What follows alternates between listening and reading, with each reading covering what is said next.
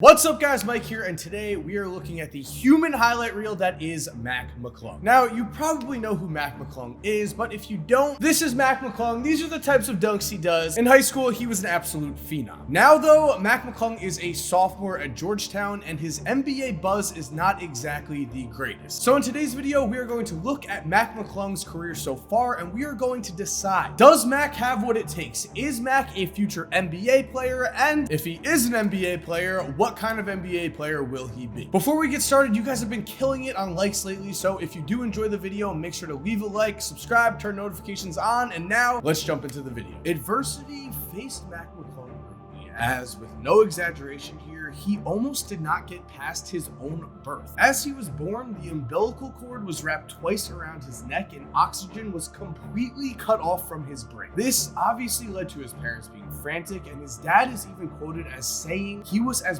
blue as a Smurf. Thankfully, the doctors were able to save his life, and with this, we were given an incredible start to Matt McClung's journey to greatness. Now, Matt grew up in the very small town of Gate City, Virginia, a city with less than 2,000 people where football was king and the opening of a Taco Bell was huge news. With football being the major sport in the town, Mac naturally gravitated to the sport, and it also helped that his father Marcus was a linebacker for Virginia Tech in the early 90s, and so football is actually where Mac began his sports career. And the thing is, from an early age, everyone could just tell that Mac was a natural competitor and that he had, well, as his dad has said, quote, Mac was just born with it. If you're fixing a bowl of cereal, he's going to make a competition. And although he did play football early, by the time he entered 7th grade, McClung decided he was going to be great at basketball, and that was going to be his career path. So he started practicing every day in middle school, which speaks to his extraordinary work ethic. He was practicing basketball non-stop, tirelessly, and even claims that he was not a natural when it came to basketball. He had to work for everything he has achieved, and it was actually a snowboarding accident that broke his arm that made him a much better shooter because he was able to shoot with his other hand, and so that is how he actually developed his shooting stroke. It is here that we can see the work ethic that I've been talking about that his family has hyped up so much. Even after he broke his arm, Matt McClung was in the gym practicing every day, perfecting his shot with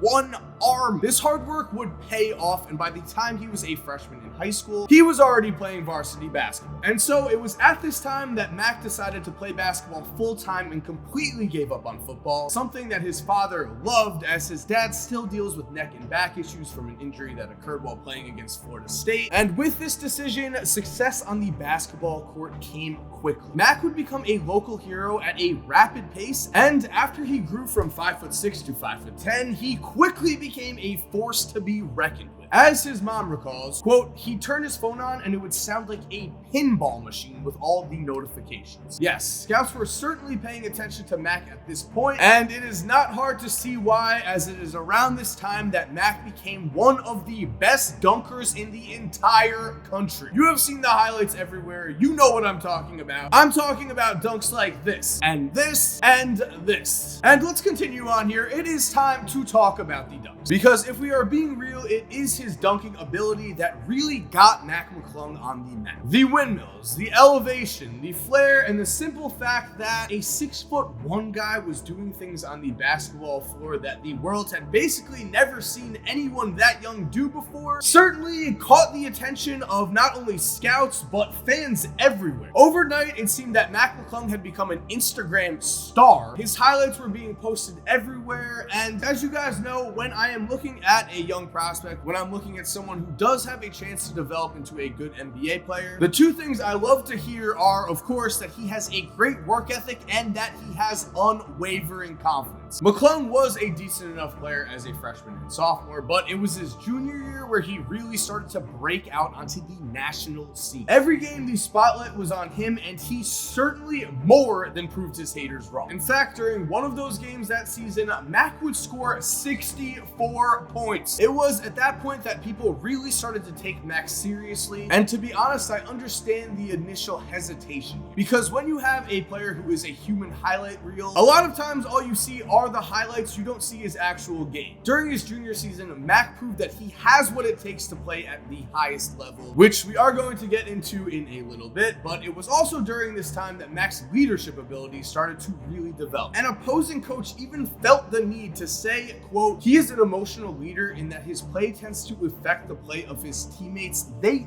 feed off his energy. However, although Mac's game was continuously improving at this point and he was named his county's player of the year, major schools were still not taking notice of him. Now, this isn't a situation where he was getting 0 scholarship offers by any means. What I am saying though is that the names of the schools who had given Mac McClung scholarship offers after his junior season were none of the major schools that you would expect. Thankfully though, Mac was just a junior, so he had one more season to prove himself, and bottom line, that is exactly what he did. On the AAU circuit that summer, Mac proved he belonged with the best players in the country, and finally the high major offers started to come in. And this is where we circle back to Mac's work ethic. Because as I've been saying, the kid was a human highlight reel at the time. However, there were a lot of haters, and Mac himself knew this, stating at the time, I want people to know I can play. Legit, I'm doing my best to keep working so I can see how far I can get. It also randomly came out around this time that Mac's cousin was the rapper Riff Raff, but Mac was not starstruck by the rapper status, stating, I want Riff Raff to be known as Mac McClung's cousin, which I think is awesome. And moving forward here, after jumping up in the recruit rankings due to his great play in AAU, Mac was offered a scholarship to Georgetown, and though he originally committed to Rutgers, eventually he did end up choosing Georgetown, as Patrick Ewing quickly realized that McClung was a Hoya through and through, stating, I knew right away that he'd be a good fit for us. He was a Georgetown guy. Mac himself was extremely excited about the opportunity, stating, quote, I just had a great feeling about Coach. He outlined everything I could accomplish if I put in the work, and Georgetown just felt like home. Now, making a long story short, the success would continue his senior season as Mac continued to make incredible plays, continued to complete high-flying dunks, and eventually Mac would go on to lead his team to their first state championship in their school's history. He also won the Balls Life Dunk Contest with his favorite player of all time and fellow Georgetown Hoya, Allen Iverson, watching from the front row. It is at this point that we have to start talking about his play in college because, of course, high school is one thing, but it is when you get to college, when you start playing at a higher level, that you have to prove yourself yet again, and you have to prove yourself to NBA scouts that you have what it takes to make the league. And to summarize Mac's freshman season, it went well enough. Although he got off to a slow start, McClung was able to settle into being a decent enough player for Georgetown, and at one point scored in double figures in 11 straight games, including a season-high